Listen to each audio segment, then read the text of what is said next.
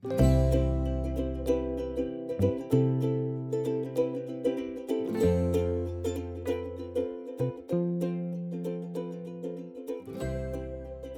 이 부분에 대해 전문적으로 설명해 주실 아시아 감정평가 법인의 박상현 대표님을 모셨습니다. 박상현 대표님께서는 서울대학교 농경제학과를 졸업하시고 감정평가업에 20년의 경력을 보유하고 계시고요. 현재는 아시아 감정평가 법인 대표로 역임하고 계시며 또 방학역, 또 부천 원미 등 다수의 도심 공공주택 복합 사업 보상평가 및 설명회를 참여하셨습니다. 오늘 좋은 말씀을 들려주실 박상현 대표님을 모시겠습니다. 큰 박수 부탁드리겠습니다.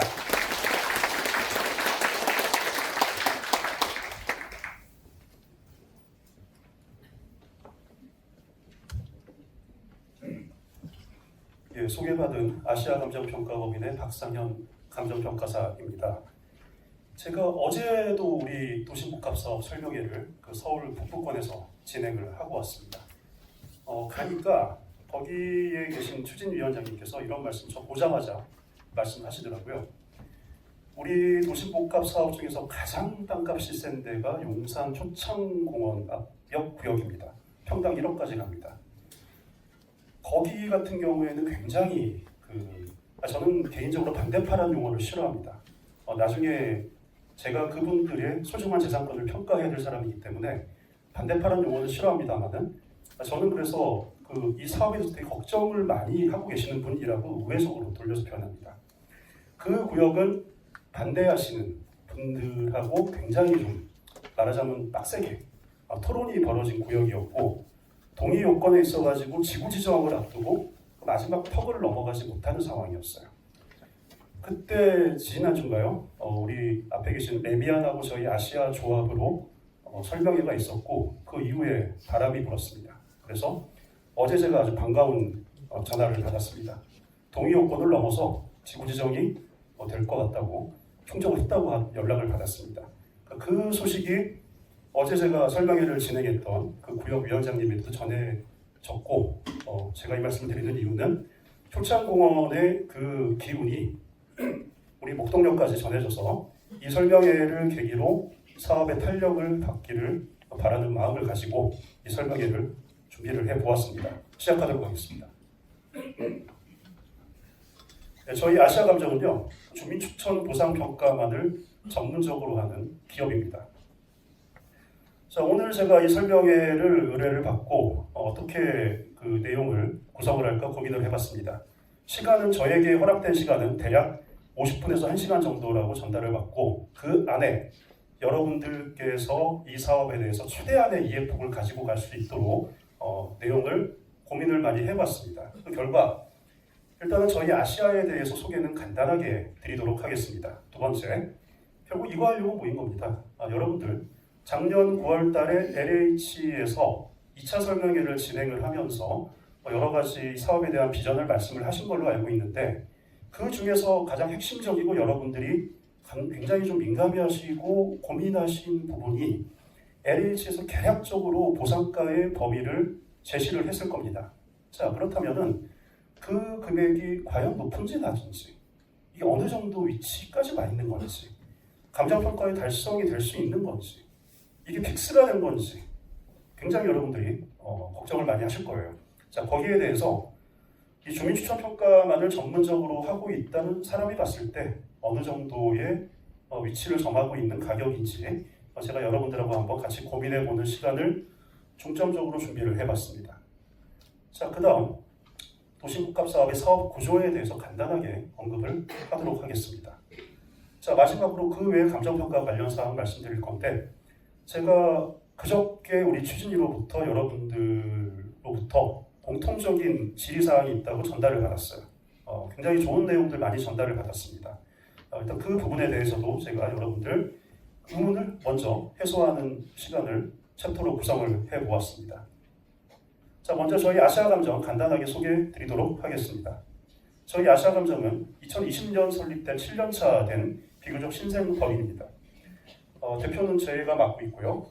본사 서울에 있고 성남, 용인, 남양주, 대전에 지사를 두고 있습니다. 평가사는 13명, 전원 보상 전문 평가사로 구성된 소형법입니다. 저희는 주민 추천 보상만을 전문적으로 하고 있기 때문에 큰 인원이 필요하지가 않습니다. 그야말로 특공대와 같은 그런 조직이라고 보시면 되겠습니다.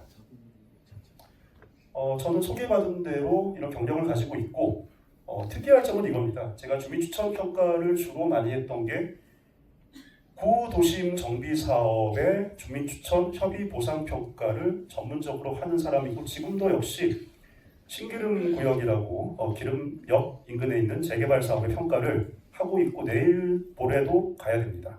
그렇게 항시 구도심권의 협의 보상 평가를 늘상 진행하고 있던 사람이고 하고 있는 사람입니다. 자, 제가 이 자리에 서 있게 된 이유인데요. 자, 우리 사업은 LH가 시행하는 사업이죠.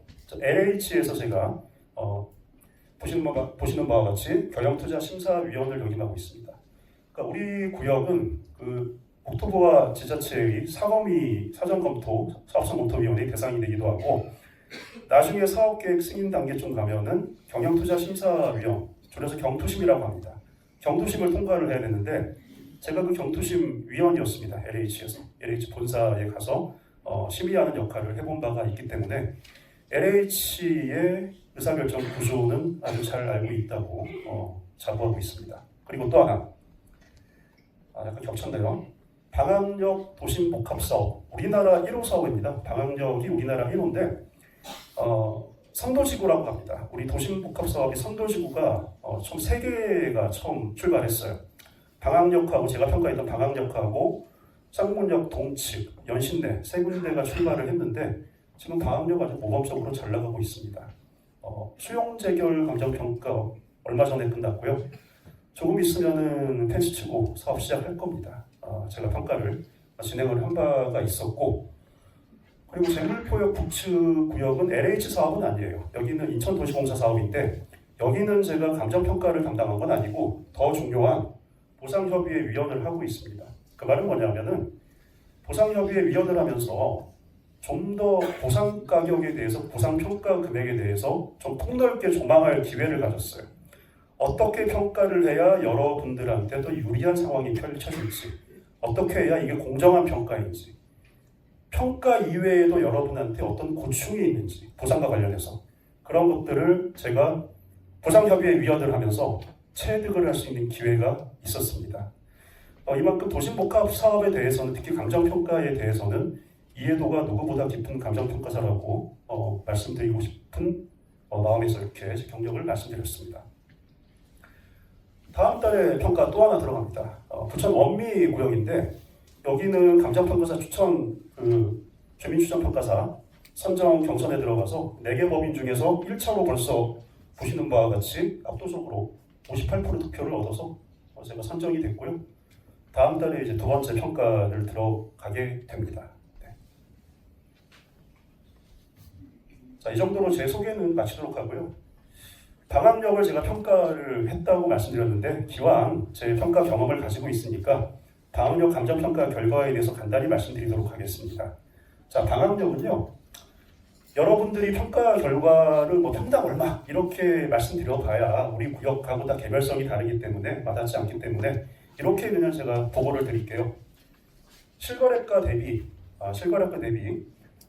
현물 보상 후보지 발표일 청산 기준일 직전에 대비해서 1.5에서 2.4배 정도의 실거래가 대비 보상 금액을 만들어냈었고 여러분들 특히 토지 가진 분들 같은 경우에는 공시지가 대비 몇 배 정도 보상인가를 굉장히 민감하게 생각하십니다. 그럴 수밖에 없습니다. 정부에서 고시한 공신력 있는 가격이 공시지가밖에 없죠.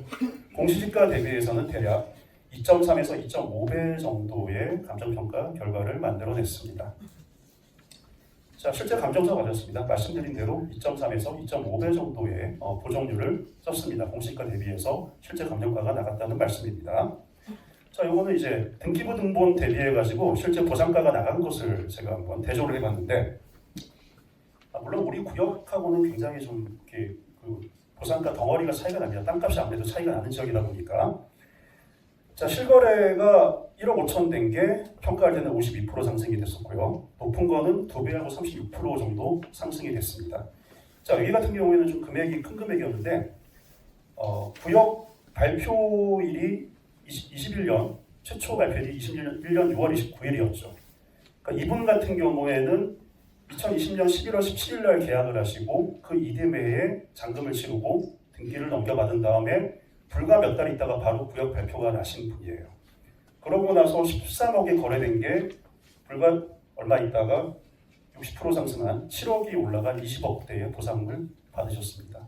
예.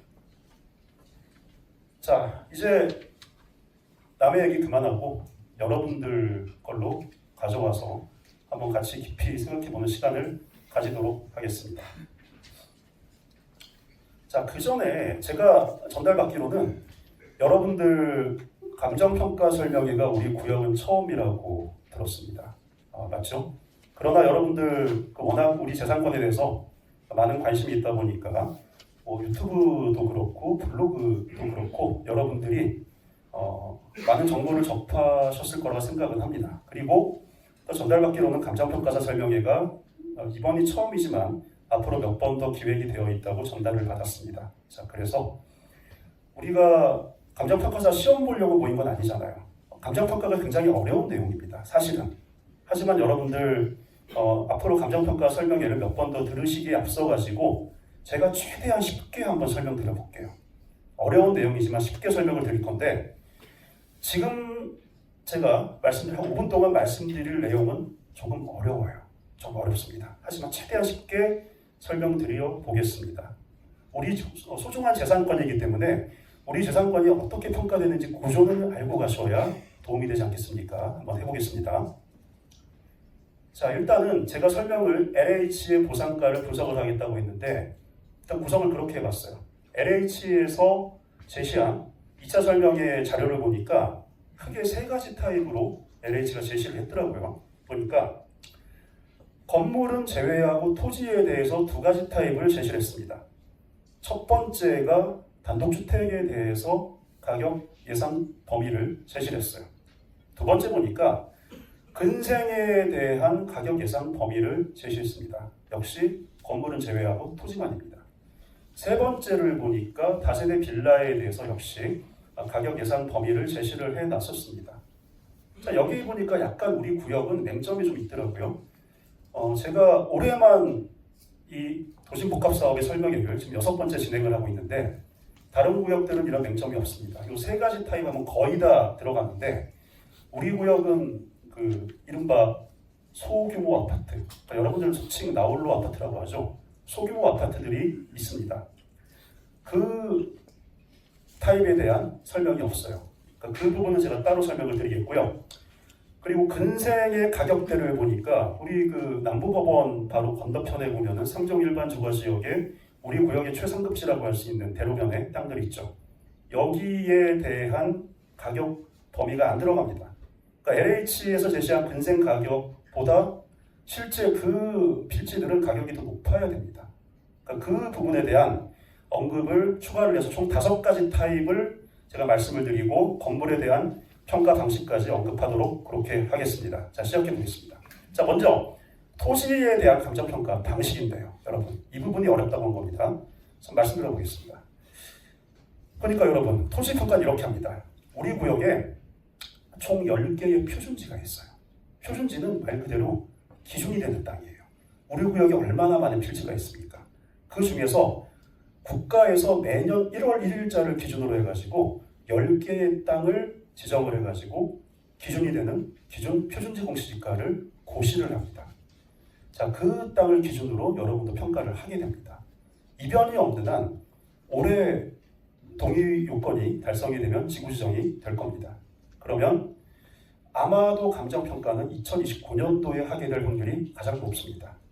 그러다 할지라도 이따가 제가 말씀드리겠지만은 그 법적인 여러 가지 요건으로 인해서 지구 지정이 된 해, 즉 아마도 올해의 공시지가를 가지고 표준지 공시지가를 가지고 2029년도에 실제 감정평가를 하더라도 그 공시지가가 적용이 될 겁니다. 자, 이렇게 우리 구역에는 10개의 표준지 공시지가가 있는데 그 중에서 내 땅을 평가하려면은 가장 가까이에 있는 가장 유사한 표준지 공시지가와 내 땅을 상호 비교해서 평가를 하게 됩니다. 자, 예를 들어서 표준지가 가장 가까이 있는 유사한 땅이 있는데 표준지가 모양이 삐뚤빼뚤하게 못생겼어요. 근데 내 땅은 네모반듯하게 아주 잘생겼어요. 유리하죠. 훨씬 유리하죠. 그러면 그 유리함을 바로 이 개별 요인 비교치에서 상향 보정을 해서 평가를 합니다. 얼마를 보정하냐? 그거는 평가사의 재량인데 평가사들마다 그래도 약간의 차이는 있지만 그거는 어느 정도 범위가 있는 편이고 그 범위는 차이가 크진 않습니다. 자, 그리고 표준지 공시지가를 보니까 땅을 전면 도로를 한 개만 먹었어요. 근데 내 땅을 보니까 내 땅에 도로를 하나 각지로 또 먹었어요. 내 땅이 훨씬 유리하죠. 마찬가지. 이 개별 요인에서 또 유리함을 상향 보정해서 평가를 하는 겁니다. 이렇게 평가를 표준지와 내 땅을 하나하나 비교해서 평가를 하는데 자, 그러면 이제 표준지 곱하기 개별 요인 이러면 끝났습니까? 아니죠. 왜 그렇습니까? 표준지가 시세입니까? 아니죠. 표준지는 굉장히 낮게 되어 있죠. 반토막 3분의 1 토막 아닙니까? 그렇죠. 예를 들어서 표준지가 평당 3천만 원이에요. 그런데 그 표준지가 공시지가가 적어도 6천만 원을 가야 돼요. 예를 들어서 곱하기 2를 해야 시세예요. 만약에 표준지가 3천만 원인데 그 표준지의 시세가 9천만 원을 가야 돼요. 평당. 곱하기 3을 해야 시세가 되겠죠. 그 곱하기 3을 해서 시세로 보정하는 율을 그 밖에 요인 비교치라고 합니다. 그렇게 해가지고 보상가가 나오는 거예요. 쉽죠? 별거 아니죠? 감정평가 별거 아닙니다. 여러분. 자, 여기까지는 좋아요. 여러분들 이해를 하셨을 거라 믿습니다. 자, 그런데 이게 있어요. 우리가 하게 될 감정평가는 보상평가입니다. 보상평가.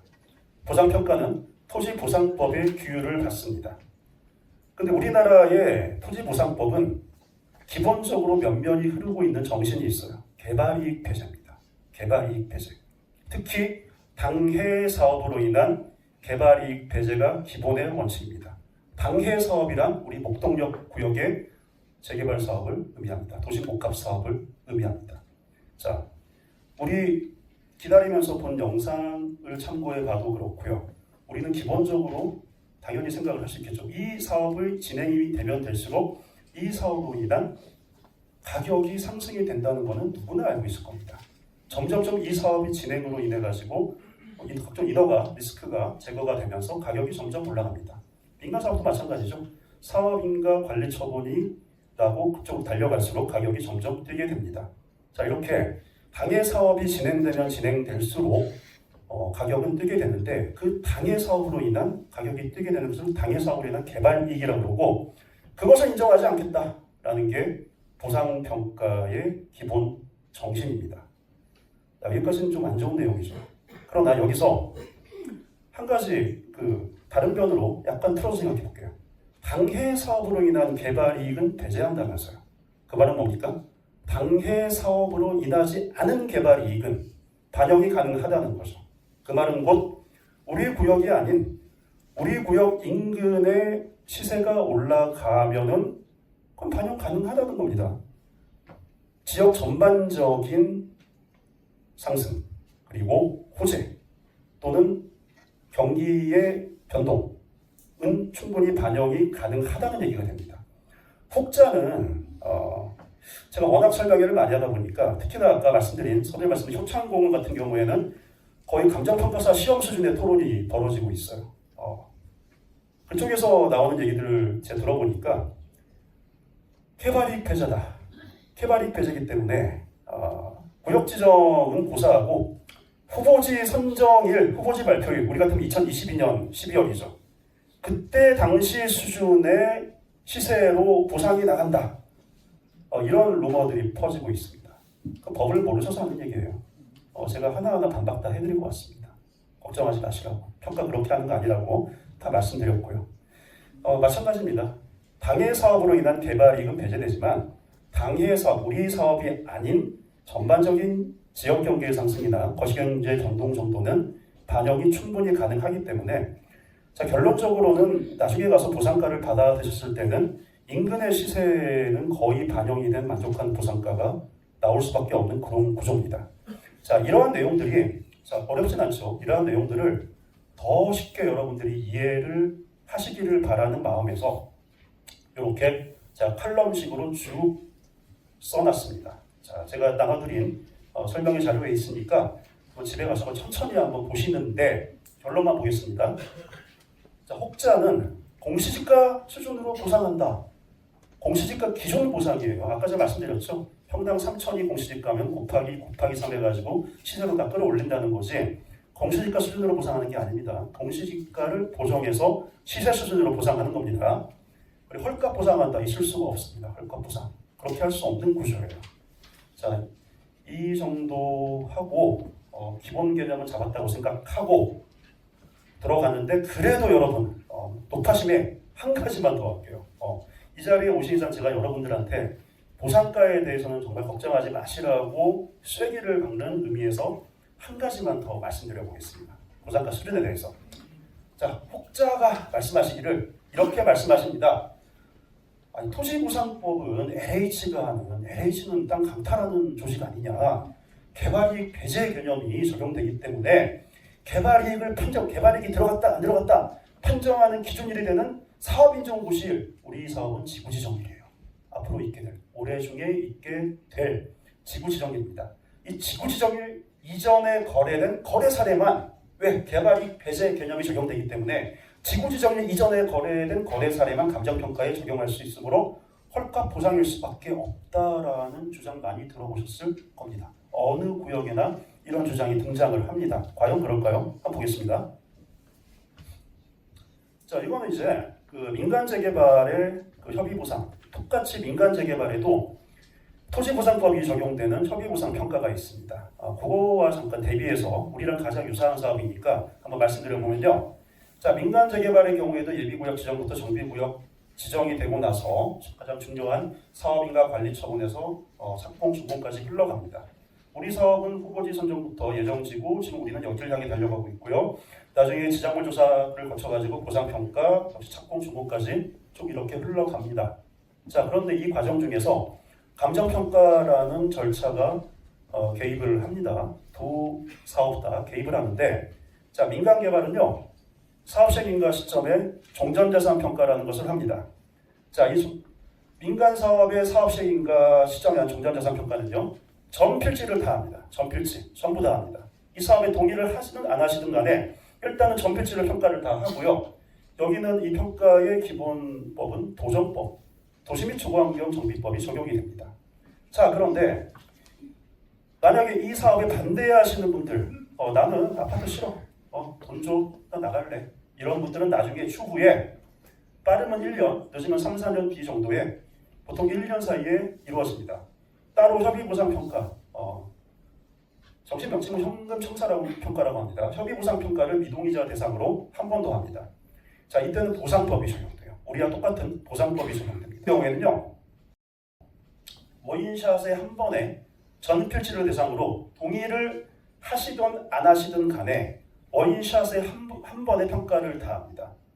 아파트를 받으시기를 원하시는 분들이 현물보상 대상액 그리고 현금을 받아 나가실 분들 전부 원샷에 한번 보상법으로 평가를 다 합니다. 자, 제가 이 말씀을 드리는 이유는 뭐냐면은, 자, 만약에 똑같이 보상법이 적용되는 사업에서 지구지정일 이전에 거래 사례만 정말 썼는지 개발이익 판정 기준일 전에 거래 사례를 쓴 게 아니라 만약에 개발이익 판정 기준일 이후에 거래 사례를 썼으면은 여러분들이 걱정하는 게 해소되는 거 아니겠어요? 아니, 그럴 것 같으면 이걸 가지고 우리 사업 가지고 얘기를 하지 왜 이걸 가지고 얘기하냐? 우리 사업은 아주 초창기잖아요. 사례가 거의 없습니다. 그래서 같은 구도심권에 똑같은 보상법이 적용되는 우리 민간 사업의 협의보상평가를 가지고 말씀드린 겁니다. 가장 유사한 사업이 같은 법이 적용됩니다. 자, 간단히 보면요, 이렇게 됩니다. 자, 이거는요, 제가 실제 평가했던 것들이에요. 제가 평가했던 그 민간 재개발 구역의 협의보상 평가 사례입니다. 자, 이거 보는 법은 그렇습니다. 자, 개발이익 판정 기준일이 2018년 2월이에요. 자, 요 이후에 거래 사례를 갖다 썼으면은 여러분들이 걱정할 필요가 없는 거예요. 보상법이 허용하는 겁니다. 어떻습니까? 판정 기준일이 한참 뒤에 썼대요. 2020년부터 2020 무려 4년 뒤 거까지 썼어요. 실제로. 제가 여기 감정서 가져올 수는 없잖아요. 이거 의심되면 저희 법인에 오십시오. 저랑 차 한잔 하시게. 자, 맞습니다, 이거. 자, 그 다음 거 보니까 무려 1년에서 역시 5년 뒤에 것도 썼네요. 거래 사례가. 개발이익 판정 기준이 한참 뒤에 지난 것도 썼습니다. 자, 그 다음에 이제 대전세무서 앞에 선화 2구역인데 여기는 개발이익 판정 기준일 전에 거를 썼어요. 여기는. 또 이제 우리 서울의 상계 1구역을 보니까 전에 것도 써서 뒤에 것까지 썼습니다. 자, 범일 2구역 같은 부산에 있는 부산의 핵심 지역이에요. 범일동 같은 경우에는 22년도가 판정 기준일인데 24년 2년 뒤에 것도 썼습니다. 최근 것도 썼어요. 결론 나왔죠, 여러분? 걱정하실 필요 없겠죠? 사업인정고실 이후의 거래 사례를 쓴 게 훨씬 많습니다. 즉 개발이익 판정 기준일 이후의 거래 사례 쓴 게 많습니다. 만약에 올해 지구 지정이 되더라도 29년도에 평가를 할지라도 28년도, 27년도 똘똘한 거래 사례가 인근에서 나오면은 그거 다 쓸 수 있다는 얘기입니다. 뭘 걱정하십니까, 여러분? 부산가에 대해서는 여러분 혹자들이 말하는 그런 얘기 듣지 마세요. 그런 구조가 아닙니다. 실제로 이렇게 평가를 하고 있습니다. 이렇게 적극적으로 인근의 실거래가를 반영해서 발굴해서 적용을 하도록 되어 있습니다. 그럼 이걸 제가 임의로 했느냐? 아니에요. 보상법에 의해서 평가했고 감정평가사 협회 심사 다 받았고요. 자, 그럼 제가 감정평가할 때는 방학역서. 자, 개발이익 판정 기준일 이후에 거래 사례 썼습니다. 우리 사업도 썼습니다. 그렇죠? 자, 이거는 LH 인증까지 다 받았어요. 법적으로 하자가 없다는 겁니다. 즉 보상평가에서 오히려 최근 거래 사례를 적극적으로 반영하고 있습니다. 그러니까 지구지정일 이전의 거래 사례만 쓰기 때문에 개발이익이 배제돼서 헐값 보상된다라는 주장 이제 듣지 마십시오. 제가 증명 다 했습니다. 그럴 수가 없습니다. 자, 이거는 여러분들 이렇게 제가 평가를 하고 평가사 심사 통과하고 협회 심사 그 LH 인증까지 통과하게 된 근거 법령이에요. 이것까지 설명하면 감정평가사 학원 강의가 됩니다. 이렇게 있다는 것만 그냥 알고 계십시오. 자, 이제 우리 구역 서서히 들어가겠습니다.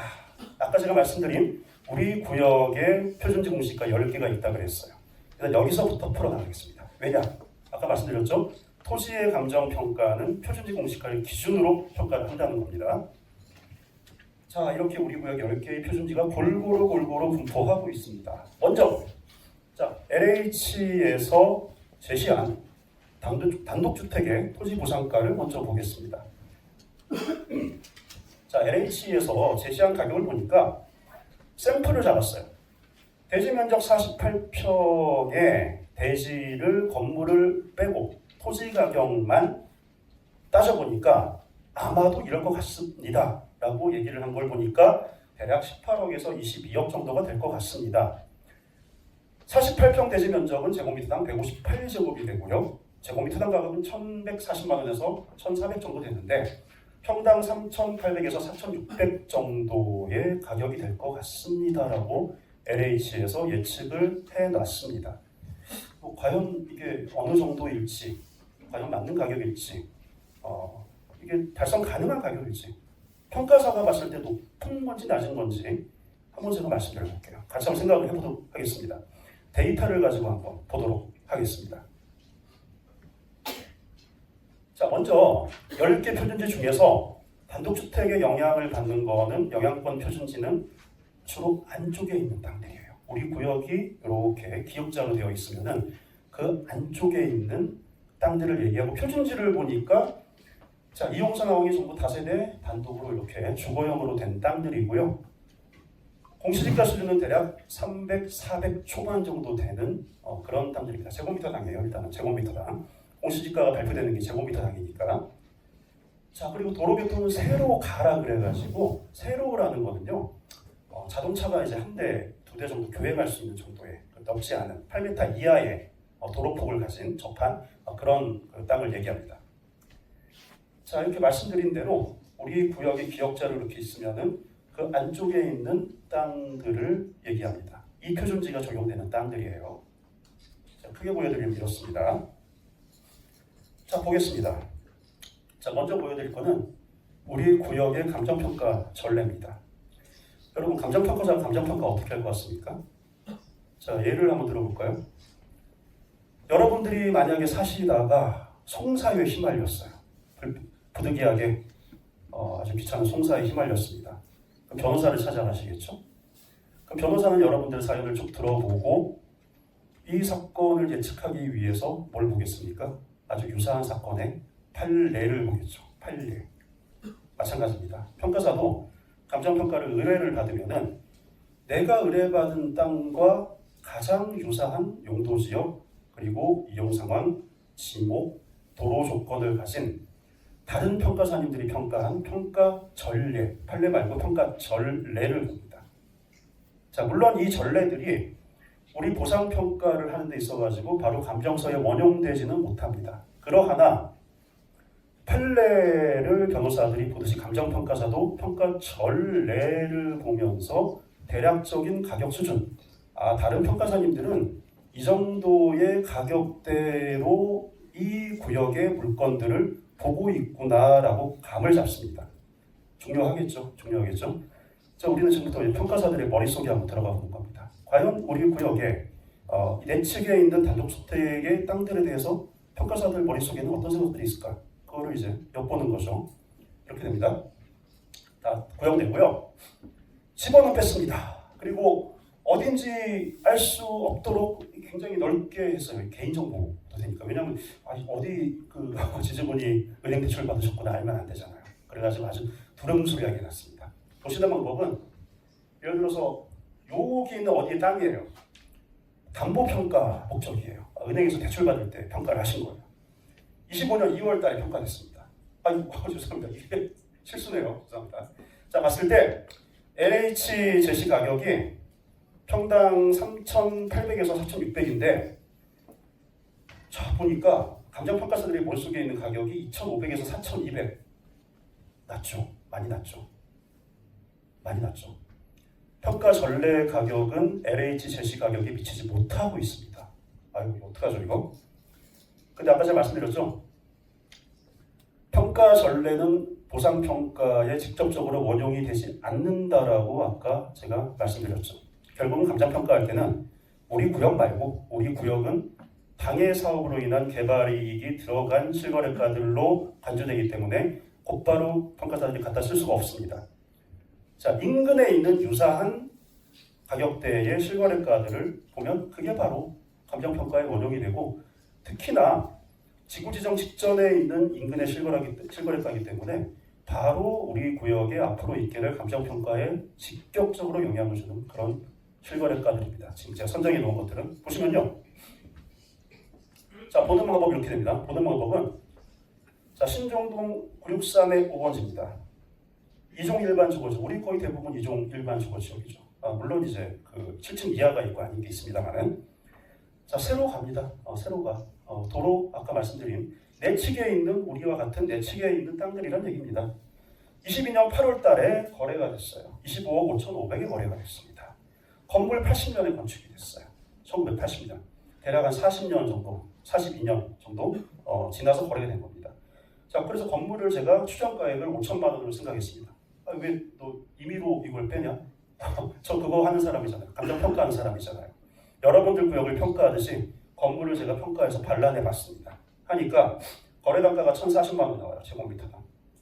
공시지가는 360만 원 정도 나옵니다. 우리 구역하고 유사한 공시지가 수준됩니다. 자, 제가 여러분들의 그 눈과 귀를 호도하지 않기 위해서 만약에 여러분들한테 굉장히 좀 높은 실거래가만 가지고 와가지고 우리 구역의 장밋빛을 얘기하면 안 되겠죠. 우리 구역 밖에 실거래가를 가져오더라도 유사한 정도의 인근의 실거래가입니다라고 말하려면은 뭘 가지고 비교하겠습니까? 공시지가밖에 없죠. 공시지가. 국가에서 36년, 7년 동안 쭉 공시하고 있는 공무원들이 하나하나 뜯어보고 감정평가사가 검증까지 계속 이루어왔던 누적된 공시지가 데이터를 참작을 해서 비슷한 공시지가 수준대의 실거래가를 가지고 말씀드려야 제가 여러분들의 눈과 귀를 호도하지 않는 것이 됩니다. 그런 것들만 가져왔습니다. 자, 그러니까 자, 평당 3천 몇 개, 5개나 되네요. 5개나. 5개밖에 안 된다고 생각해서 모르겠는데 여러분들. 저같이 주민추천 전문으로 하는 평가사는 실거래가 하나만 있어도 그 가격대 만들어냅니다. 그게 주민추천 평가사의 마법입니다. 여러분. 전문적으로 하는 사람들은 5개나 됩니다. 물론 이거보다 낮은 실거래가 많이 있습니다. 솔직히 이거 최상단의 가격대예요. 그러하나 공시지가 대비해서 실거래가 수준을 보니까 평당 3,400에서 4,700까지 분포를 하고 있습니다. 자, LH 뭐라 그랬어요? 평당 3,800에서 4,600. 거의 비슷하죠? 거의 비슷하죠? 상당 가격은 오히려 높죠, 여러분. 높죠. 자, 공시지가 수준이 골고루 분포된 걸 봤을 때 그 골고루 된 공시지가의 가격권에서 실거래가의 평당 가격이 LH에서 얘기한 가격 수준하고 거의 일치합니다. 아주 잘했습니다. 아주 LH에서 심혈을 기울여서 정교하게 가격을 산정한 거예요. 즉 작년 9월 달에 적어도 단독주택의 그 LH 예상 가격은 충분히 달성 가능한 아주 정교한 예상 가격이라고 자신 있게 말씀드릴 수 있을 것 같습니다. 자,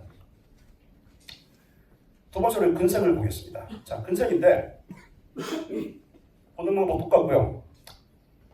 자, 이 가격대를 샘플 76평을 봤을 때 보니까 평당 4,500에서 5,500 정도라고 하는데 제가 아까 말씀드렸듯이 남부법원 건너편에 광대로변에 있는 3종 일반 주거 지역의 최상급지들은 저 가격을 돌파합니다. 저 가격대가 아니에요. 훨씬 많이 나옵니다. 자, 이거는요. 그럼 어떤 가격대냐면은 역시 LH에서도 표준지를 기준으로 얘기했을 거예요. 표준지를 보니까 서로 각지예요. 우리 구역 내부에 보면은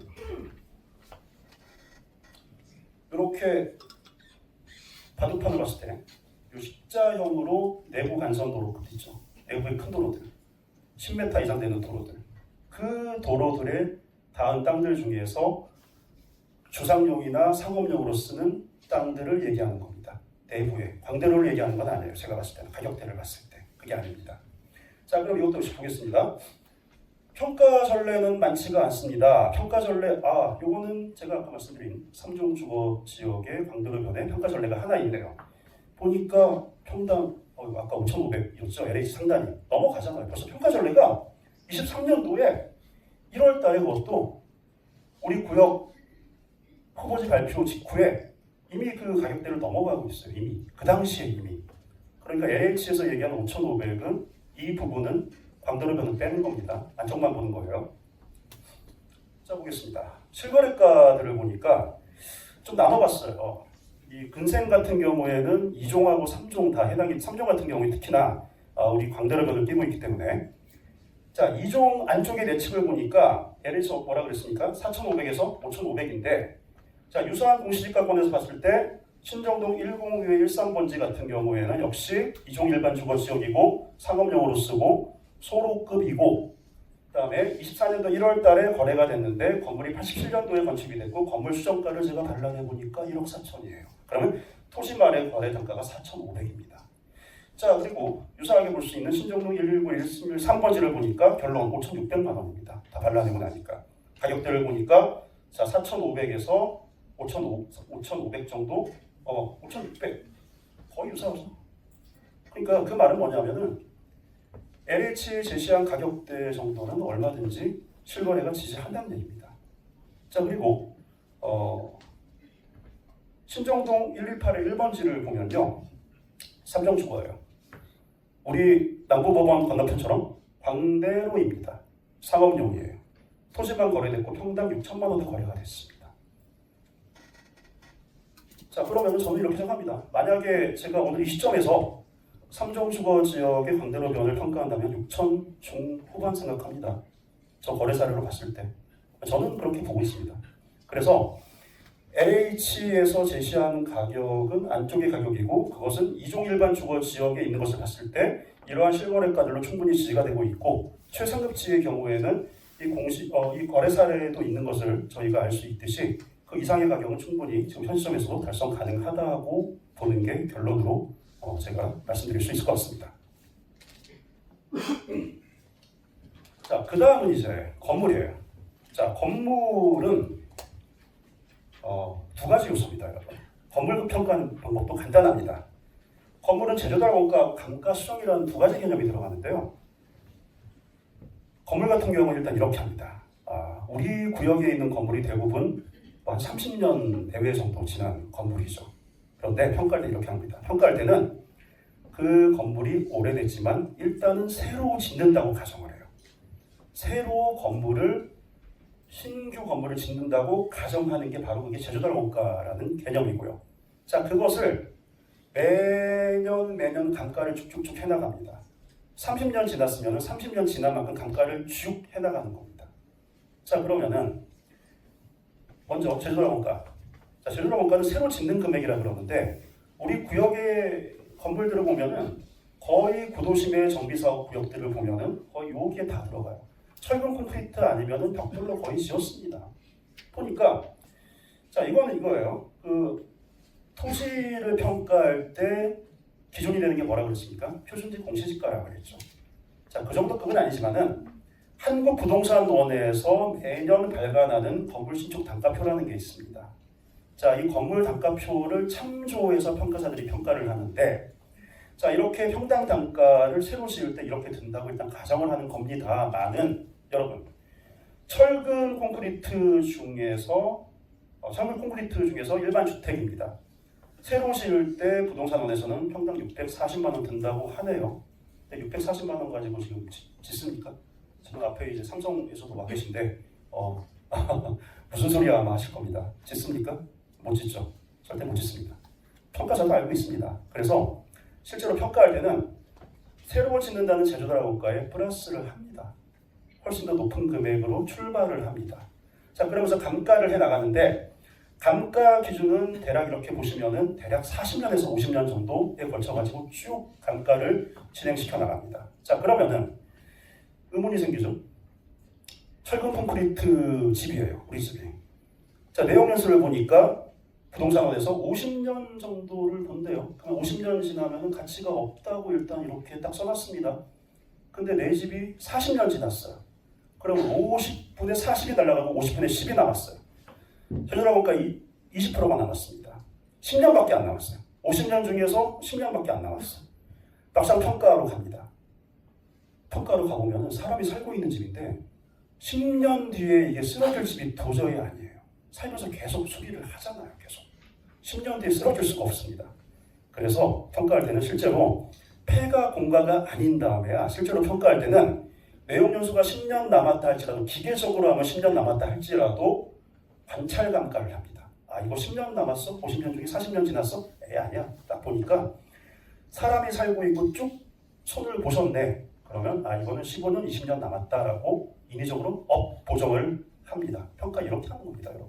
그렇게 해가지고 실제 방학역에서 보면은 대략 한 6년 정도 지난 그 원룸 건물을 평당 500대 후반에 평가했는데 지금 하면 훨씬 더 할 겁니다. 그 사이에 인건비, 자재값 많이 올랐지 않습니까? 이런 거 감안해가지고 지금 하면 평가 더 할 겁니다. 자, 그리고 3년 전에 평가한 것도 보면은 그 대전의 선화 2구역인데 40년 정도 경과된 건물도 평당 3,400 그리고 40, 50년 정도 물리적인 내용 연수가 다 된 경우에도 평당 200 가까이 평가가 나갔습니다. 그러니까 여러분 건물에 대해서는 걱정하지 마세요. 흑자는 그 필드에서 그 중개하시는 분들 뭐 그렇게 얘기하죠. 30년 지나면 건물값 없어요.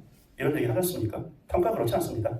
평가는 여러분들이 얼마를 생각하시든 훨씬 그 이상 나갑니다.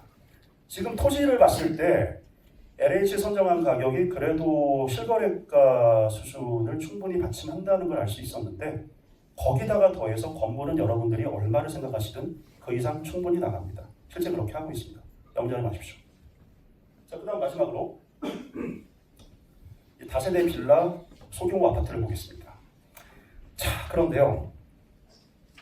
LH 자료를 보니까 흥미있는 자료가 있습니다. 저 매번 제가 설명할 때마다 이 부분을 정말 유심히 봅니다.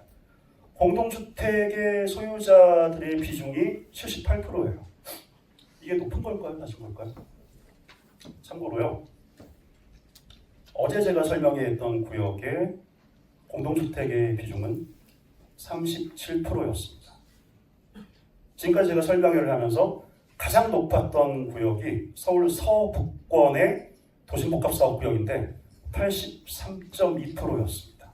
우리 얼마? 78%. 높은 편이에요. 많습니다. 다세대 빌라 가진 분들 많은 편입니다. 그만큼 평가를 할 때 평가자들이 심혈을 기울여서 평가를 해야 되는 물건들입니다. 분석에 굉장히 신중을 기해야 되는 그런 물건들입니다. 자, 보시면요.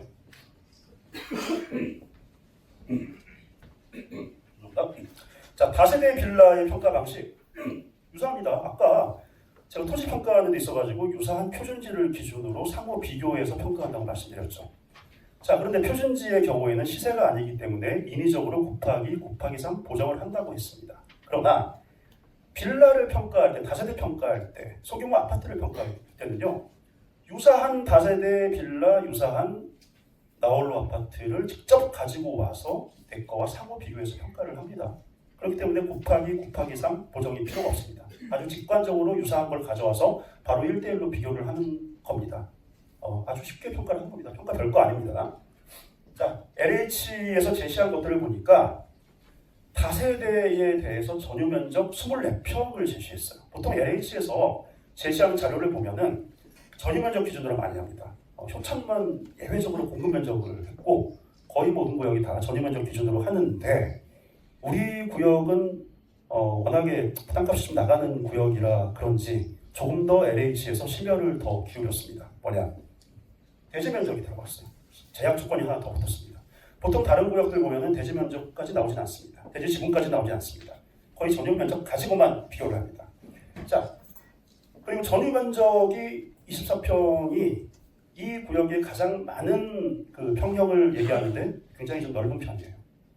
다른 구역은 15평, 뭐 10평대 초반도 많이 있습니다. 보면 부천 같은 데 보면. 자, 이렇게 봤을 때 전용 80제곱 정도 되고 대지권이 또 제약 조건으로 붙었다고 그랬죠. 대지권이 36제곱이에요.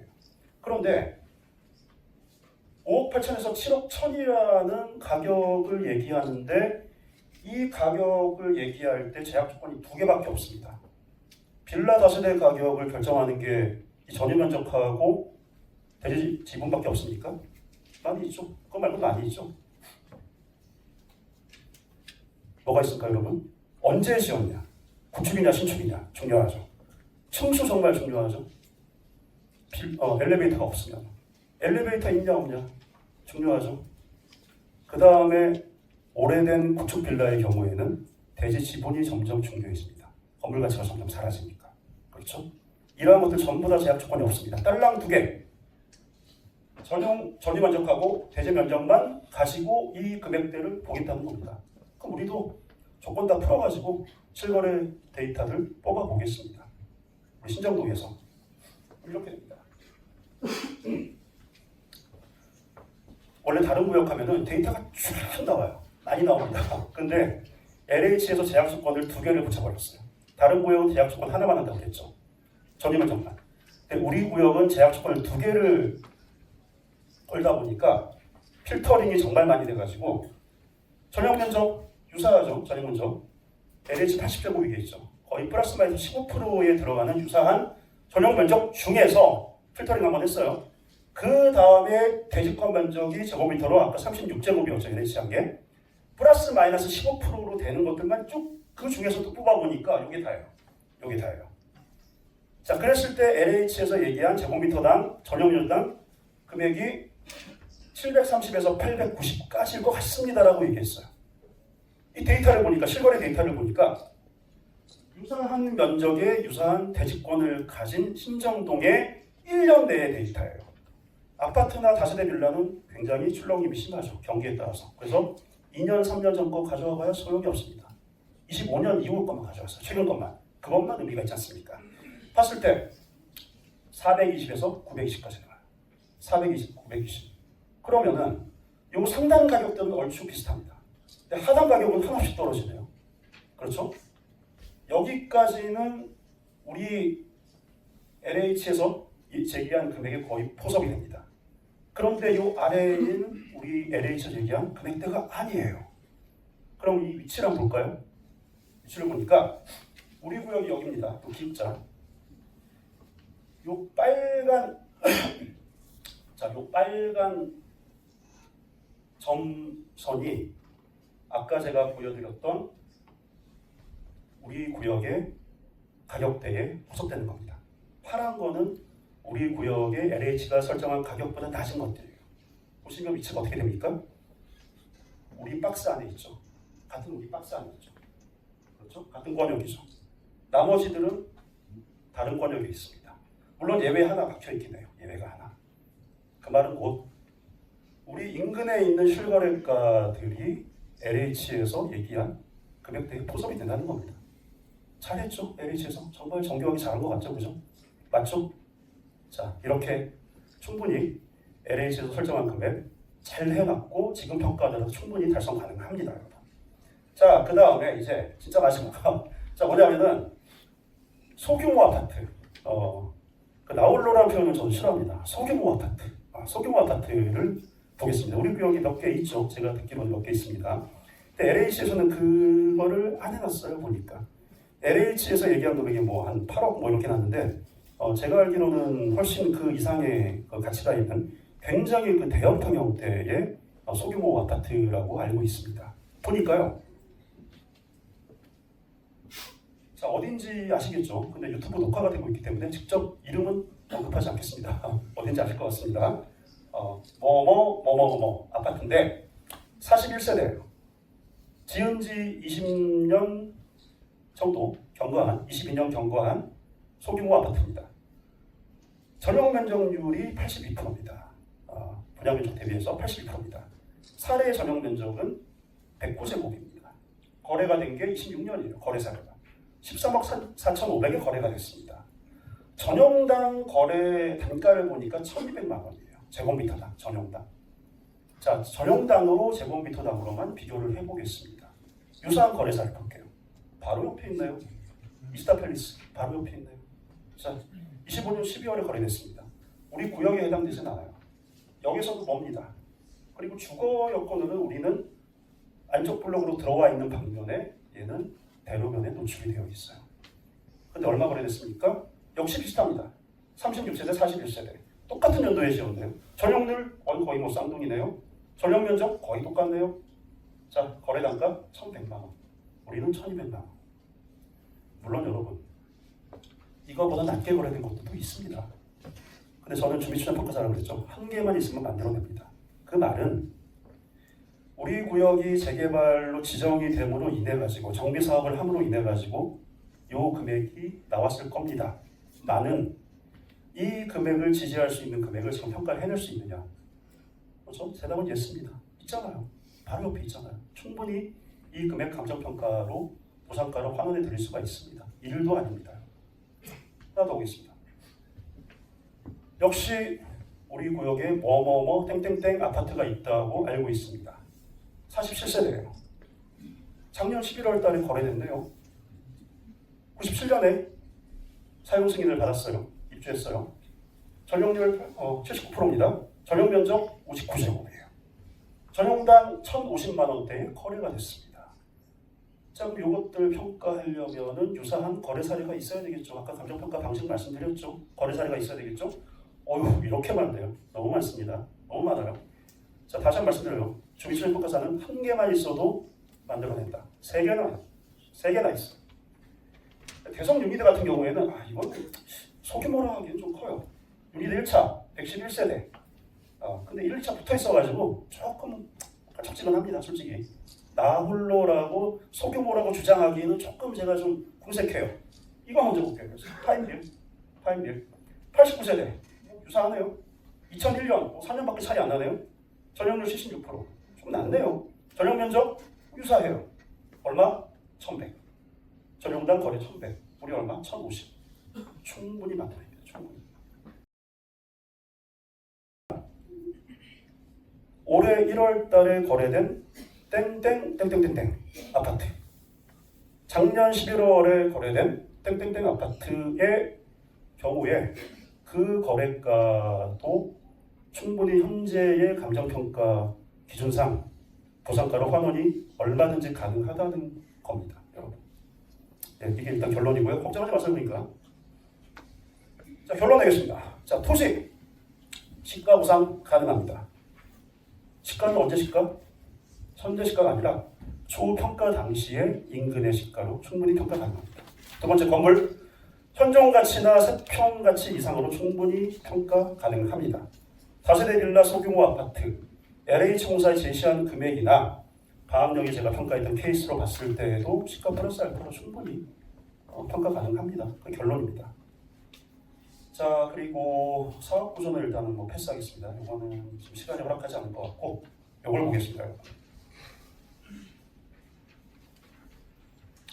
자, 이거는 보겠습니다. 자, LH에서 할인율을 제시했어요. 사실 여러분들 보상가도 보상가지만 아파트를 받으려고 하시는 분들은 이 부분에 주목을 하셔야 돼요. 근데 제가 지지난주에 어느 구역 설명회를 가니까 다 끝나고 나서 뭐 어느 주민이 화를 내시면서 질문하려면 화를 내시면서 아니 왜 분담금 얘기를 안 하냐 뭐 이렇게 말씀하시는데 분담금은 감정평가사가 관여하는 부분은 아닙니다. 우리 구조상 우리 도심복합사업은 종전자산만 평가사가 관여를 합니다.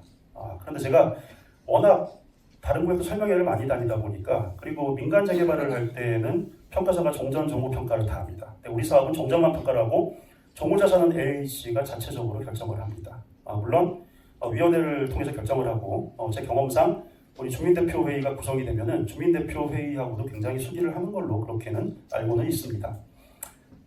근데 결론적으로 민간 재개발의 사업성은 비례율을 가지고 많이 비교를 하죠. 도심권은 지분율 가지고도 얘기를 많이 합니다. 근데 우리는 할인율을 개념으로 합니다. 할인율은 일반 분양가 대비해서 우리 토지주 분양을 받으실 때 몇 프로 할인돼서 받을 수 있는가 라는 거고 그게 바로 사업성을 의미하는 것이 되겠죠. 보니까 29% 깜짝 놀랐습니다. 제가 추진위원회를 초회 면담을 하면서 이 자료를 제시받고 이거 내가 투자할까 생각이 들 정도였습니다.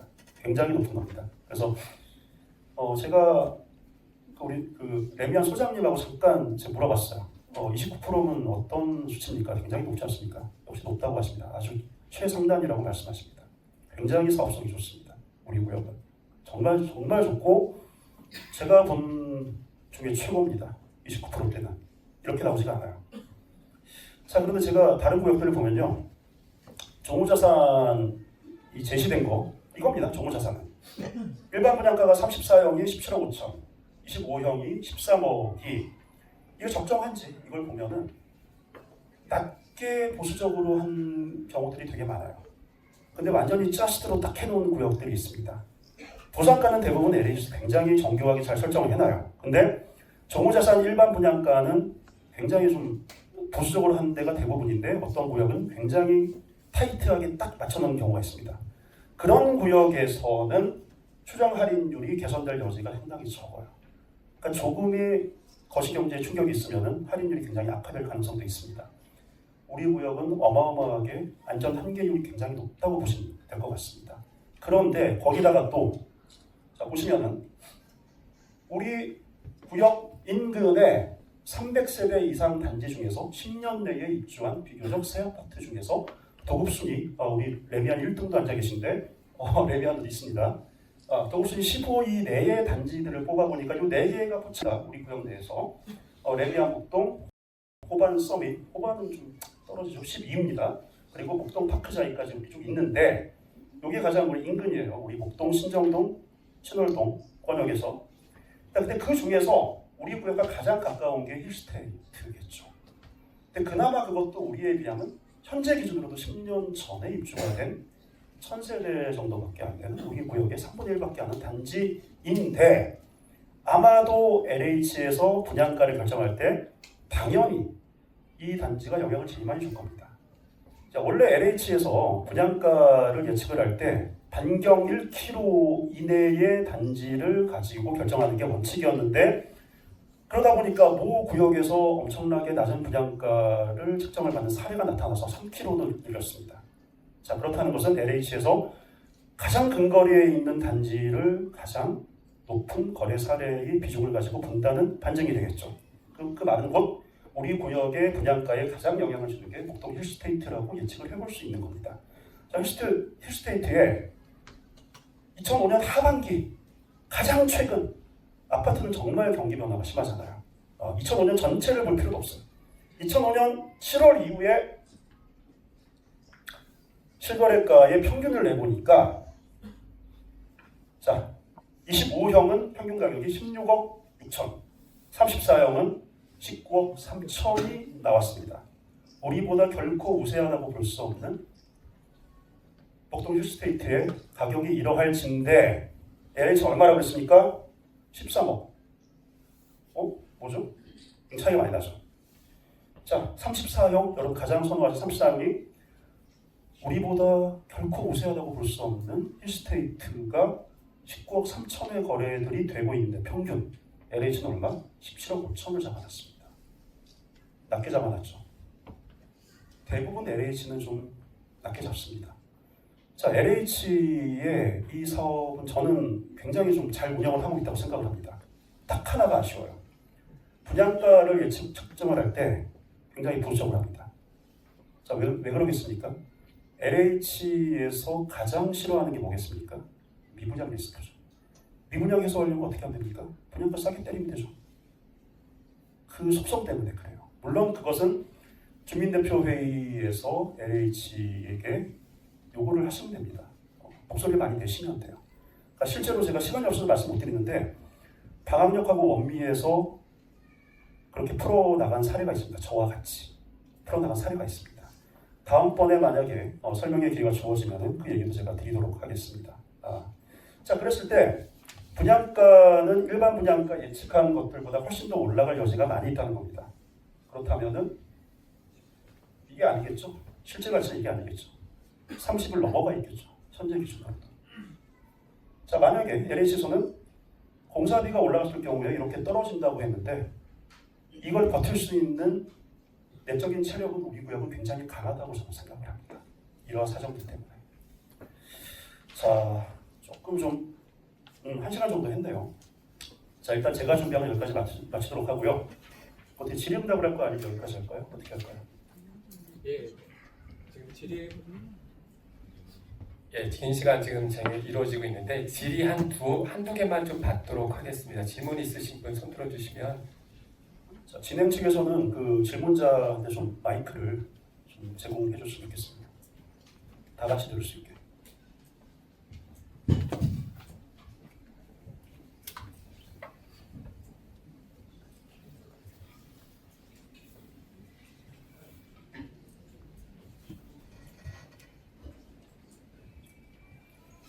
네, 안녕하세요. 질문 두 가지 어디 계십니까? 죄송하지만.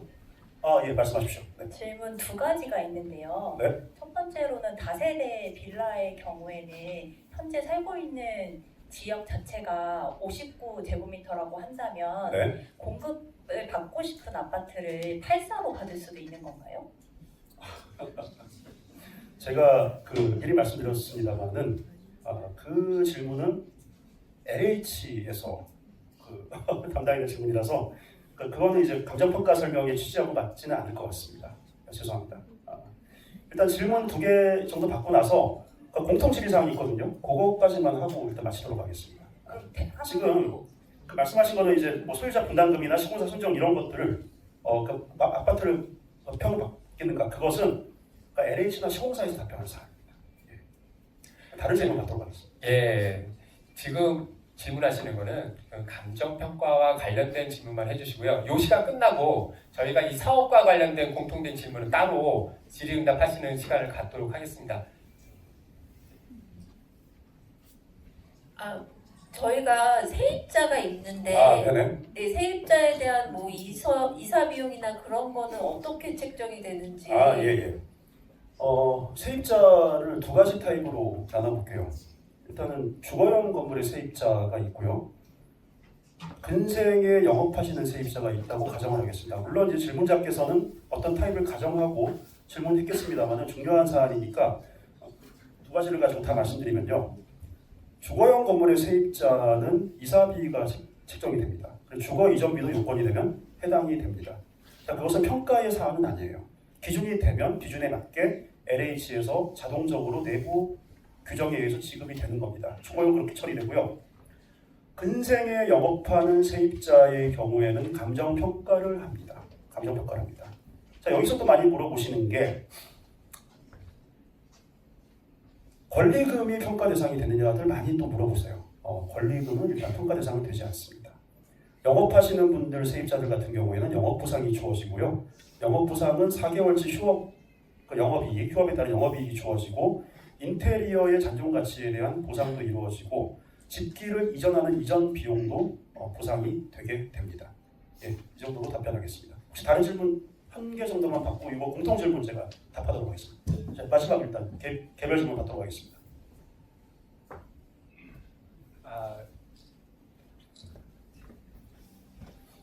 마이크가 지금 한 개밖에 없어서 조금 예, 일단은 개별 질문은 마지막으로 받도록 예, 하겠습니다. 이 질문을 마지막으로 네네. 좀 하겠습니다.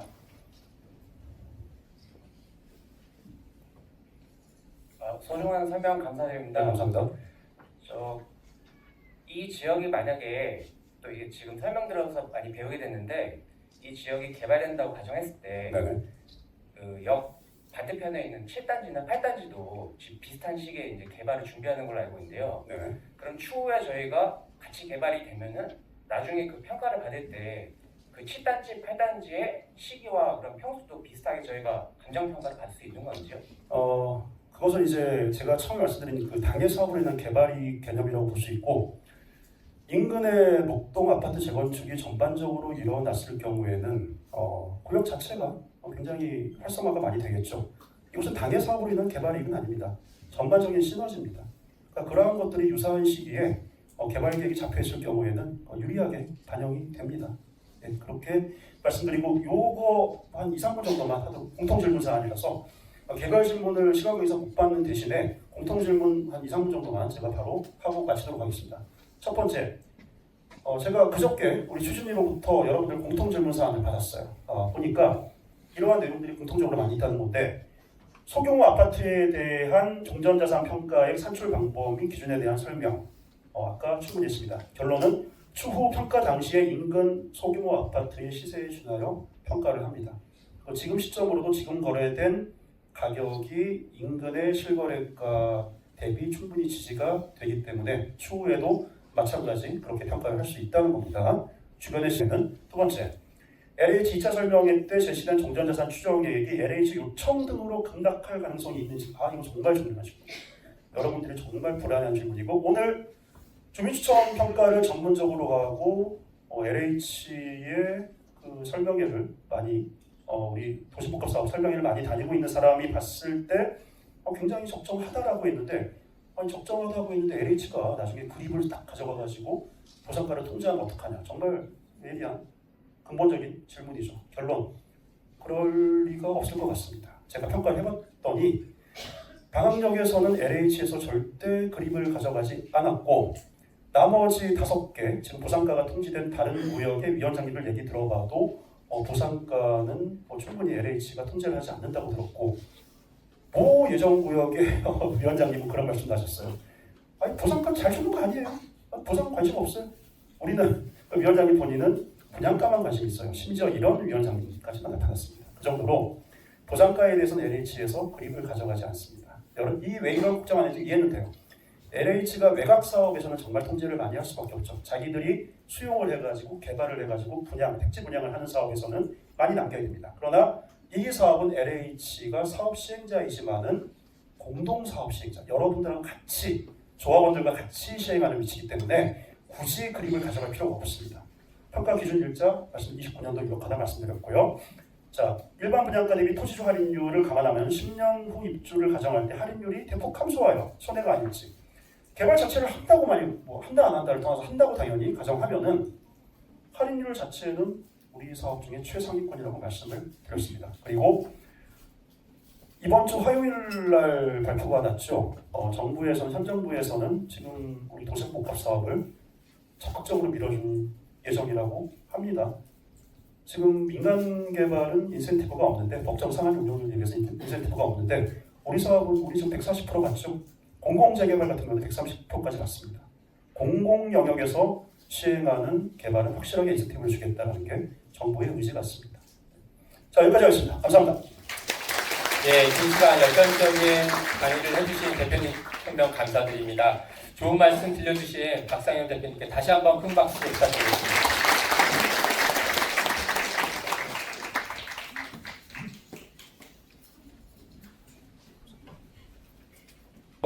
우리 지역의 도심 공공주택 복합 사업과 관련해서 많은 분들께서 궁금해하시는 부분들에 대해서 저희가 사전에 좀 질문을 받은 사항이 있습니다. 이 부분을 우리 추진위원장님 모시고 이 궁금증을 해소하는 시간을 갖도록 하겠습니다. 다시 한번 추진위원장님을 자리에 모시겠습니다. 큰 박수 부탁드립니다.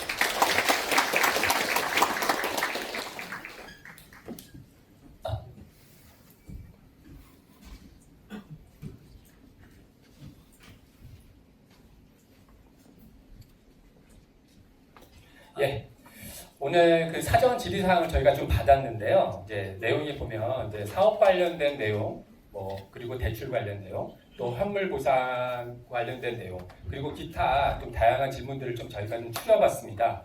자, 먼저 사업 추진 일정 등 이주 시점과 관련된 사업 관련 질문에 대해서 먼저 말씀을 한번 해주시겠습니다. 예, 그 시간이 많이 경과돼가지고서 짧게 설명드리도록 하겠습니다. 예, 2차 설명에는 자료고요. 저희가 지금 여태까지 지나온 진행 과정입니다. 예, 지금 저희 맨 아래에 있는 지구 지정을 위한 동의서 징구 단계에 있고요. 1년 이내에 토지 소유자 등 3분의 2 이상, 그리고 토지 면적 2분의 1 이상 동의서가 받게 되면 저희는 지구 지정 확정이 됩니다. 예, 1이고요. 1년 안에 되고요. 그 다음으로 되고 난 다음에는 그 가장 중요한 설계부터 들어가고요. 그 다음에 시공사 선정, 복합계획 승인, 그 복합계획 승인까지는 약 2년 정도 소요될 것으로 예상이 되고 있습니다. 예, 숫자가 있고요. 그 다음에 협의보상 개시라고요. 그 저희가 받을 아파트 확정이 되고요. 그 다음에 아까 말씀해주신 종전 자산 가액이 얼마인지 감정평가가 완료된 시점에 LH하고 주민하고 계약 체결합니다. 여기서 중요한 게 뭐냐면은 내 그 자산이 LH로 수용이 당함과 동시에 내가 받는 아파트 확정이 됩니다. 헌집 주고 새집 받는 계약이 동시에 일어납니다. 일방적으로 뺏기는 거 아니고요. 그 다음에 이주 착공, 입주까지 되고요. 요 기간까지 보면은 그 사업계획 승인까지는 약 2년 소요, 그리고 협의보상까지 하고 착공 들어가기 전까지 약 3년 정도 잡고 있고요. 공사하는 데만 약 4, 5년 정도 예상이 됩니다. 숫자를 보면은 1, 2, 3, 4, 5. 1은 지구 지정되기까지 걸리는 시간, 2는 사업계획 승인까지, 3은 협의 보상하고 이주 나가는 시간까지, 그 다음에 공사 기간은 4에서 5년 정도 생각하시면 됩니다. 그럼 위원장님, 그러면 우리 사업하고 밑간 개발하고는 어떤 차이점이? 예, 그 추가 분담금하고 같이 연결해서 설명드리도록 하겠습니다. 민간 재개발과 비교하면요, 저희 도심복합 사업의 가장 큰 특징, 사업 방식 현물 선납입니다. 저희 자산이 다 LH로 넘어가고요. 그렇기 때문에 소유권이 LH가 가지고 있게 됩니다. 그 다음에 민간 재개발 같은 경우에는 관리처분 방식이고요. 소유권이 끝까지 토지 등 소유자가 보유하고 있습니다. 이게 왜 중요하냐면은 공사기간 지연이나 중단으로 인해서 추가 분담금이라는 게 발생한다라는 기사 많이 보시잖아요. 추가 분담금 폭탄 맞았다, 몇 억? 중단됐다. 근데 이거에 대한 부담의 주체는 도심복합 사업 같은 경우에는 LH입니다. 왜? LH가 소유권을 가져갔기 때문에 추가 분담금 다 LH가 부담을 하고요. 민간 재개발 같은 경우에는 토지 소유권이 다시 주민한테 있잖아요. 그래서 추가 분담금이 발생하면은 다 주민이 분담을 합니다. 가장 큰 차이점이자 저희 사업 입장에서는 가장 큰 장점입니다. 저희한테는. 이런 구조이기 때문에 LH 입장에서는 굉장히 소극적으로 나설 수밖에 없어요. 왜? 까딱하면 자기가 다 독박 쓰잖아요. 모든 경우 떠나게 되니까는 사실 말하는 격탁하기도 해요. 굉장히 보수적으로 잡아놓고요. 숫자 많이 잠겨놓고 있습니다. 아까 앞에 설명해 주신 것처럼 그런 이유고요. 그 다음에 같은 게 뭐냐면은 민간 재개발하고 도심복합 사업에서 시공사 선정권 주민한테 있습니다. 민간 공공 재개발도 똑같고요. 의사결정도 그 주민과 공공 다 같이 하는 건 비슷한데 가장 큰 차이점이 분양가 상한제 적용 여부입니다. 분양가 상한제가 뭐냐면은 아까 말씀하신 일반 분양 가격을 결정하는 한에 있어서 정부가 개입을 합니다. 민간 같은 경우에는 특정 지역에 따라서 정부가 통제해버립니다. 분양가 못 높이게. 대표적인 지역이 강남입니다. 그러면 저희 같은 경우에는요, 그 분양가 상한제가 적용되지 않는 지역에서 아까 말씀해주신 일반 분양가 올릴 수 있습니다. 예, 앞으로 저희 같은 경우에는 그 분담금이 일반 분양가 상승에 따라서 낮아질 수 있는 가능성은 매우 많이 있습니다. 예, 그리고 다음 관련해서 대출 관련 질문 많이 하셨는데요. 그 이주비하고 분담금 관련해서 대출 나오느냐, 금리 얼마 되느냐. 예, 일반적인 사항은 그 위에 보시는 것처럼 금융권, 은행 통한 대출은 정부 규제 사항입니다. 지금 같은 경우에는 1주택자 한에서는 LTV 40%, 다주택자 같은 경우에 대출 안 나옵니다. 이거는 그 시기에 따라서 정부 정책에 따라서 계속 변동되기 때문에 현재 상황은 이렇지만은 결론은 저희는 다 받을 수 있습니다. 왜? 재개발 같은 경우에는 은행과 대출 말고 시공사를 통한 추가 대출이라는 제도가 있습니다. 그 시공사에서 그 이주비 등 추가 대출 협의 가능하고요. 지금 저희 쪽에서 같이 참여하고자 들어오시는 시공사 분들한테는 이 부분에 있어서는 미리 다 공지를 드렸고요. 저희하고 같이 사업을 하기 위해서는 이거는 반드시 필요하고 제일 중요한 선정 기준이 될 거라고 말씀드렸고요. 대부분의 시공사 측에서는 걱정 없다라고 많이 말씀해 주셨습니다.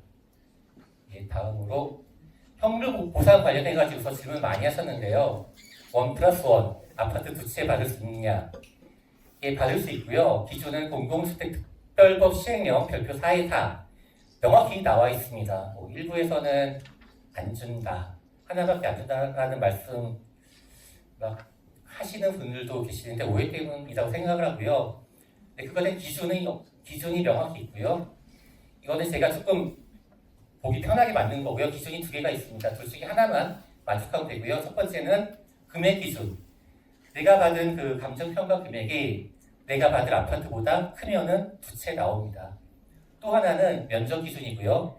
내가 지금 가지고 있는 그 주거 전용 면적의 합계가 내가 받을 아파트 주거 전용 면적 합계보다 크면은 나옵니다.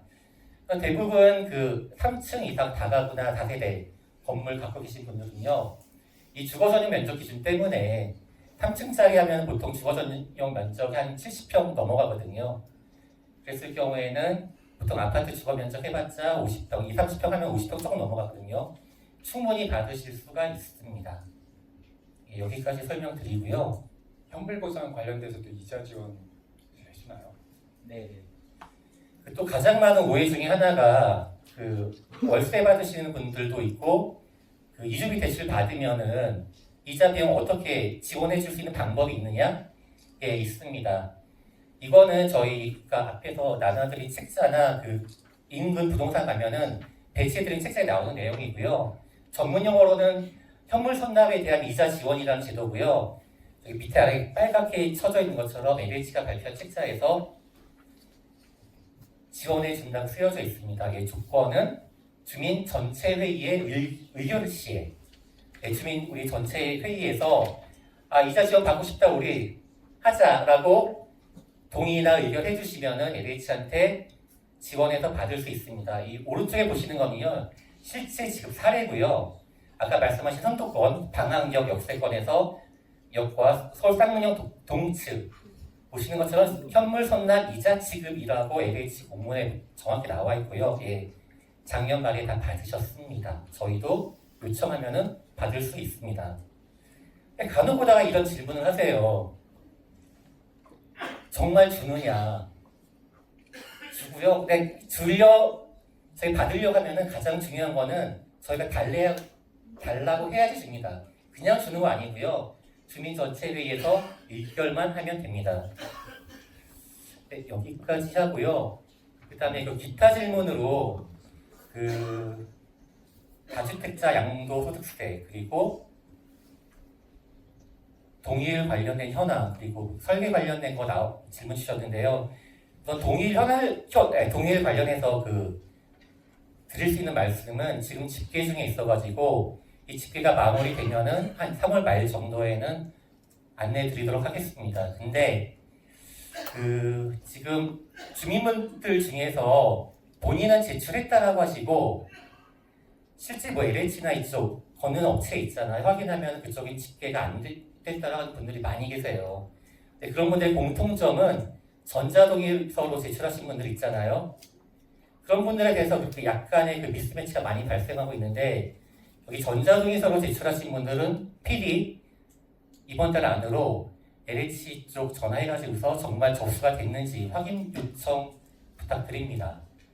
그래서 이게 집계가 돼야지만이 정확한 숫자가 나올 수 있을 것 같고요. 이 부분에 있어서는 저희가 파악한 숫자와 그쪽에서 집계하고 있는 숫자 사이에서는 좀 괴리가 많이 있습니다. 이 정도 설명드리고 이거는 혹시 들어보신 적 있으신가요? 이게 저희한테 굉장히 큰 이슈이자 제약 조건이거든요. 2030년 고도 제한 규정이라는 게 저희가 적용을 받게 됩니다. 이거에 대해서 간략히 설명을 드리면요. 쉽게 간단히 설명을 드리면은 현재는 그 김포공항 반경 4km 안에는 고도 제한이 45m로 일괄 적용이 됐습니다. 그런데 앞으로는 이 반경 범위가 그 10km로 넓어지고요. 그 비행기가 내려가는 곳과 주변 차이를 둬가지고서 그 고도 제한이 이렇게 차등을 두게 됩니다. 그럼 이게 우리한테 어떤 영향을 미치느냐 보면은 우선 강서구 먼저 말씀을 드리겠습니다. 저 옆 동네 강서구잖아요. 여기는 이미 받고 있습니다. 고도 제한이 있는 지역이고요. 여기 같은 경우에 거리에 따라 차이가 있겠지만 저희하고 가까이 있는 그 양천과 붙어 있는 곳은 그 개정된 규정으로 인해서 그 고도 제한이 완화가 됩니다. 왜? 비행기가 직접 착륙하는 라인이 아니면은 완화가 돼가지고서 아마 더 높게 지을 수가 있고요. 저희 같은 경우에는 현재 저희 목동하고 가까이 붙어 있잖아요.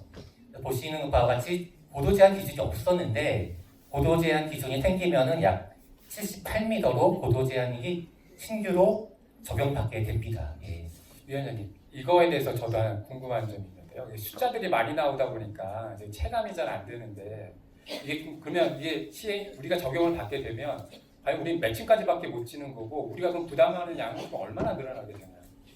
예, 이 부분에 있어서는 저희가 명확히 알고 있어야 될 것 같은데요. 저희가 지금 조감노상으로 나오는 그 아파트 높이는 49층까지 나와 있습니다. 여기는 보시는 것과 같이 78m, 한 층당 약 3m 높이가 필요하거든요. 그러면은 26층밖에 못 짓습니다. 당연히 사업성 떨어지겠죠. 반토막 나고요. 그러면은 분담하는 분담금 있잖아요. 대폭 늘어날 겁니다. 당연히. 일반 분양하는 수입이 반토막이 아니라 저희가 1000명 있잖아요. 1300세대 정도밖에 못 짓고 공공기업 기부채를 빼나가는 하면은 거의 1:1발로밖에 못 짓거든요. 그러면은 여러분 중에서 분담금 20억 내고 아파트 지으시겠어요? 못합니다. 이거는 무슨 말이냐면은 저희가 2030년 이전까지 사업 승인을 받지 않으면은 앞으로 재개발하기 불가능하다라고 합니다. 그래서 이거를 피해갈 수 있는 방법은 2030년 이전에 사업 승인을 받아야 됩니다. 아까 처음 얘기했던 것 같이 사업 추진 일정상 1, 2 두 번째잖아요. 지구 지정까지 가는데 1년, 그다음에 사업 승인까지 가는데 2년. 그럼 앞으로 약 29년 정도면은 잘하면 사업 승인을 받을 수 있을 것 같아요. 사업 승인 받으면 이 고도 제한 규정 적용받지 않거든요. 그래서 지금 저희가 동의서 받는 거를 빨리 내달라고 많이 독촉을 드린 이유가 바로 이 부분이고요. 이거는 정말 저희가 그 재개발을 통해서 자산을 불리는 문제가 아니라 지금 안 하면은요, 이전 수준, 이전에 빌라 3, 4억대, 아파트 5, 6억대로 가는 게 아니라 그 이하로 추락을 합니다. 재개발이 아니라 개발을 할 수 없는 땅, 고도 제한 때문에 건물을 지을 수 없는 땅이 이전보다 가치가 떨어지는 건 당연하거든요. 그리고 앞으로도 재개발 추진할 수 있냐? 없습니다. 그래서 이거는 지금 저희가 뭐 재개발을 통해서 우리 자산 가치를 불리고 뭐 자손을 위해서 뭐 해야 된다는 것보다도 생존의 문제인 거예요. 저희가 살기 위해서는 빨리 제출해 주셔야 합니다. 30년 이전에 사업 승인 못 받으면은 앞으로 향후 저희 지역 재개발 어떤 발전 기대하기 매우 힘듭니다. 예, 여기까지 말씀드리고요. 혹시 추가적으로 궁금한 사항이나 질문 있으시면은 아까 그 질문하신 분 있잖아요. 그 내가 가지고 있는 빌라 평수보다 큰 평수 갈 수 있느냐? 예, 분담금 내시면은 갈 수 있습니다. 얼마든지. 추가 취득세요? 취득세에 대해서는 내가 지금 살고 있는 감정평가 금액을 초과하는 거 있잖아요. 그래서 분담금 납부하시는 분들에 대해서는 그 늘어나는 분담금에 대해서만 취득세 납부하시면 됩니다. 중과세 없습니다. 이 부분에 있어서는. 혹시 다른 질문 없으시면은 네, 말씀해 주시죠. 힐스테이트에 네. 임대 아파트가 두 동이 있거든요. 네. 7천만 원에 19만 원씩 내는 걸로 알고 있어요. 그럼 우리 쪽에는 네. 개발이 되면은 임대 아파트 비율이 어느 정도 들어서는지 그거 좀 알려주세요. 네, 그 2차 설명의 자료에서 발표가 됐고요. 저희가 그 아파트를 재개발하게 되면 임대 비율은 17%입니다. 17%고요. 저희 옆 동네에 그 신정역 쪽에서 그 재개발 진행하는 거 아시잖아요. 옛날 말로 역세권 시프트 그쪽에서의 하는 임대 비율에 비해서는 매우 적습니다. 네, 또 다른 질문 있으신가요? 좀 괜찮으시면 거기서 그냥 말씀을 해주시면 저희가 들을 수 있을 것 같습니다. 이게 사실 그 정치적 리스크를 고려할 수 있을까요? 예전에 서울시장이 민주당이 되면 사업 추진이 2030년 이전에 이거를 판단했다더라도 할 수 있을까요? 물론 사업 승인의 권한은 서울시장님한테 있습니다. 이건 맞고요. 근데 이 도심복합 사업을 처음 만든 곳이 아시잖아요. 민주당 쪽이고 뭐 서울시장이 어떻게 되든지 간에 지금 저희가 사업 신청서를 작성을 하고 심의받고 하는 과정이 있잖아요. 지금 저희가 왜 2년 안에 될 수 있다고 말씀드린 이유는 그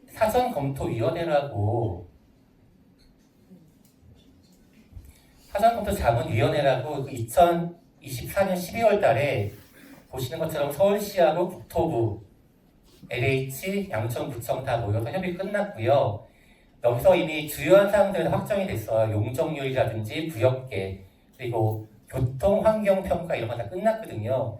그래서 지금 저희가 사업 승인까지 받으려면 필요한 거는 제일 먼저 중요한 건 동의서, 두 번째 설계, 세 번째 감정 평가나 아니면 시공사가 들어갈 수도 있을 것 같긴 해요.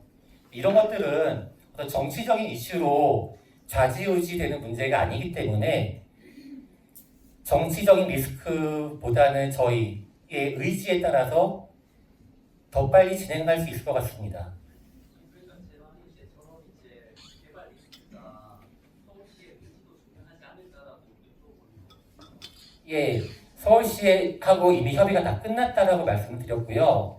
왜냐하면은 아시겠지만 서울시장님이 결정하는 건 아니에요. 이거는 서울시 제2부시장님께서 재건축, 재개발 관련된 사항을 관할하고 계시거든요. 서울시장님은 정치적으로 선거에 뽑히신 분, 그 밑에 있는 분이 이걸 다 총괄하고 관리하고 있습니다. 예.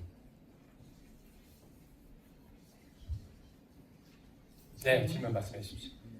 우리 지금 이제 용적률이 네네. 지금 완전히 확정이 안 됐겠지만 실제로 얼마로 지금 우리가 예상을 하고 있는 확정이 됐습니다. 예, 사전검토자문위원회에서 저희 용적률 500% 받았고요. 2차 설명회 자료에 분명히 500%라고 적혀 있습니다. 예.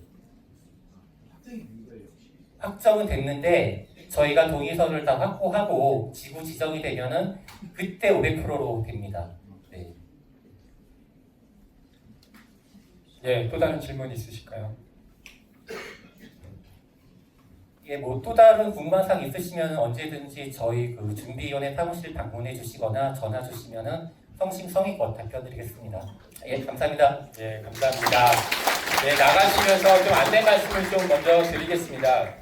이 동의서를 지금 내시는데 전자동의서 내시고 이제 많이 얘기가 나왔는데 작성이 혹시 힘드시다 하시면 나가시는 길에 저희 봉사하시는 분께 좀 도움을 요청하시거나 아니면 직접 오늘 주민등록증 가지고 오셨으면 현장 사무소가 오늘 문을 열었습니다. 그쪽 가셔서 하실 수 있는데 여기 나가시면서 말씀 주시면 저희가 차로 같이 이렇게 좀 모셔다 드리는 그런 작업도 지금 하고 있으니까 오늘 거 많이 이용해 주시기를 부탁드리겠습니다. 자, 이상으로 준비된 저희 순서는 모두 마쳤고요. 오늘 참석해 주신 주민 여러분 다시 한번 감사드립니다. 앞으로도 빠른 동의서 작성을 좀 부탁드리면서 오늘 자리는 오늘 여기서 마치도록 하겠습니다. 감사합니다.